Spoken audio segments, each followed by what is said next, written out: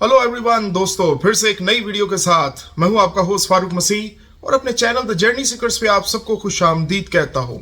आज का टॉपिक दोस्तों बड़ा ही कमाल होने वाला है, क्योंकि आज के टॉपिक में हम बात करेंगे कि आपकी जिंदगी में क्या क्या चेंजेस आ सकते हैं माल्टा का ईयू का लॉन्ग टर्म लेने के बाद। क्योंकि इसके बाद आपको बहुत सारी चीज़ों की अपॉर्चुनिटीज़ होंगी, आपका मूव होना इजीली हो जाएगा। तो दोस्तों ये सारी चीज़ें आज की इस वीडियो में हम डिस्कस करने वाले हैं। और प्लीज़ आपसे दरख्वास्त है कि आज भी एक बहुत बड़ी ऑडियंस है जो मेरे चैनल को देखती है, मेरी वीडियो को देखती है, लेकिन उसे लाइक, सब्सक्राइब या शेयर नहीं करती। तो दोस्तों आपकी इन चीज़ों के लिए मुझे बहुत ज़रूरत है ताकि मुझे ज़्यादा मोटिवेशन मिले और मैं अच्छे से अच्छा कंटेंट आपके साथ ला सकूं। चलिए जी वीडियो स्टार्ट करते हैं।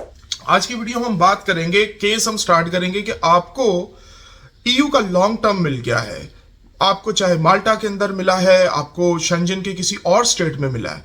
मैं अपनी एक और वीडियो में ये सारी चीज़ें डिस्कस कर चुका हूं कि ये क्या चीज़ होती है, किस तरीके से आपको इंपॉर्टेंट होती है। छोटी छोटी डिस्क्रिप्शन दे सकता हूं कि जी आपके पास अगर ईयू का लॉन्ग टर्म है, आपके लिए यहां पर प्रॉपर्टी लेना आसान हो जाता है। सबसे बड़ी बात, आपको कारोबार करना आसान हो जाता है, आपको वीज़ा अपने प्यारों के लिए स्पॉन्सर करना आसान हो जाता है। तो ये बड़ी काम की चीज़ें हैं। इसके अलावा और भी बेशुमार फायदे होते हैं, मैं वो सारे इस वीडियो में नहीं डिस्कस करूंगा। आप उसके लिए मेरी ईयू का लॉन्ग टर्म की वीडियो आप देखें।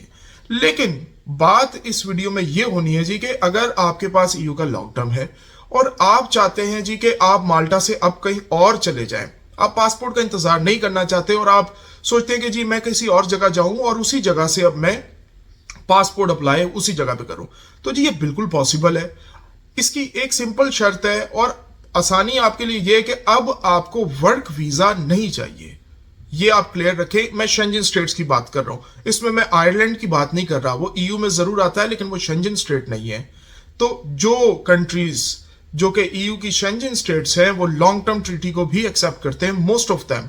तो हम एक एग्जाम्पल 2-3 लेके चलते हैं, स्वीडन लेके चलते हैं, फिनलैंड लेके चलते हैं या जर्मनी लेके चलते हैं, इवन नेदरलैंड्स। अब इन कंट्रीज में क्या चीज होती है कि अगर आपके पास, लेट्स से मैं सोच रहा हूं कि जी मेरे पास ईयू का लॉन्ग टर्म आ गया है और अब मुझे जर्मनी जाना चाहिए, तो जी एक सिंपल सी बात है, इन सब कंट्रीज की अपनी लैंग्वेजेस हैं। आप जा सकते हैं, आपको वीजा की रिक्वायरमेंट नहीं है, आप घर वहां पर ले सकते हैं, सब चीजें हो सकती है। लेकिन एक चीज आपको आपके एम्प्लॉयर के लिए जो है, अगर आपका एम्प्लॉयर आपको काम का कॉन्ट्रैक्ट दे देता है बिना लैंग्वेज के, तो आपकी कोई परेशानी नहीं है। लेकिन अगर आपकी जॉब डिस्क्रिप्शन ही कुछ इस तरीके से कि आपको लैंग्वेज की बहुत ज्यादा जरूरत है, लेट्स से आप नर्स हैं और आपको लोकल्स के साथ कम्युनिकेट करना है, तो उस सूरत में जनाब आपको लैंग्वेज करनी पड़ेगी। लेकिन ऐसा कोई प्रोफेशन जिसके अंदर बहुत कम लैंग्वेज की रिक्वायरमेंट है, जैसे टैक्सी ड्राइवर हो गया, तो उसके लिए प्रोटोकॉल्स डिफरेंट होंगे, उसे कम लैंग्वेज चाहिए होगा, शायद उसे A2 चाहिए होगा, और वो जर्मनी में जाके टैक्सी चला सकता है, वो अपनी कंपनी भी ओपन कर सकता है, वो अपनी गाड़ी ले सकता है, ये सारी चीजें वो कर सकता है और उसे किसी वीजा की जरूरत नहीं है। अब इसमें ये सारी चीजें बताने की जरूरत थी मुझे लगा। लेकिन इसके अलावा एक और चीज, यार देखिए आपने 5 साल ऑलरेडी जिंदगी के गुजारे हैं माल्टा में और आपके पास ईयू का 5 साल का कार्ड है, तो अब आपको एक और चीज जहन में रखनी है कि ईयू का अगर आपके पास लॉन्ग टर्म का कार्ड है, तो इस वक्त कौन सा कंट्री जो है वो डायरेक्टली आपके कार्ड के साथ दूसरा कार्ड एक्सचेंज करता है। अगर आप जर्मनी में जाते हैं तो आपको ऑन द स्पॉट दूसरा 5 साल का कार्ड नहीं मिलेगा, आपको पहला 1 साल का मिलेगा, फिर 2 साल का मिलेगा और फिर 2 साल का मिलेगा, और फिर आप पासपोर्ट के लिए एलिजिबल होंगे। ये आप याद रखें।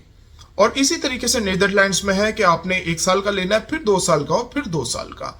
और इसमें सिर्फ एक कंट्री इस वक्त मौजूद है शेंजन ट्रीटी के हिसाब से, जो कि डायरेक्टली आपका कार्ड 5 इयर्स के साथ 5 इयर्स का एक्सचेंज करता है। तो आप खुद सोच सकते हैं कि अगर आपके पास डायरेक्टली 5 साल का कार्ड है तो आप बहुत सारी चीजें कर सकते हैं, और वो सिर्फ है स्वीडन।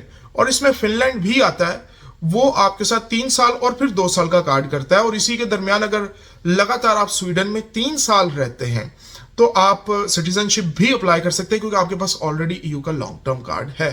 तो ये 2 स्कैंडिनेवियन कंट्रीज जो हैं, जो बाल्टिक रीजन में आते हैं, जिसमें फिनलैंड और स्वीडन आते हैं, क्योंकि वहां पर पॉपुलेशन कम है और पॉपुलेशन की वजह से वो आप ऐसा तरह के आपको कंपनसेट करते हैं कि न्यू लोग आए यहाँ पर और टैक्स में कंट्रीब्यूट करें, क्योंकि वहां पर टैक्सेस बहुत ज्यादा है, लेकिन सैलरीज भी बहुत हाई है। पूरे यूरोप के अंदर सबसे हाईएस्ट सैलरीज जो है आपको स्कैंडिनेवियन में मिलेंगी।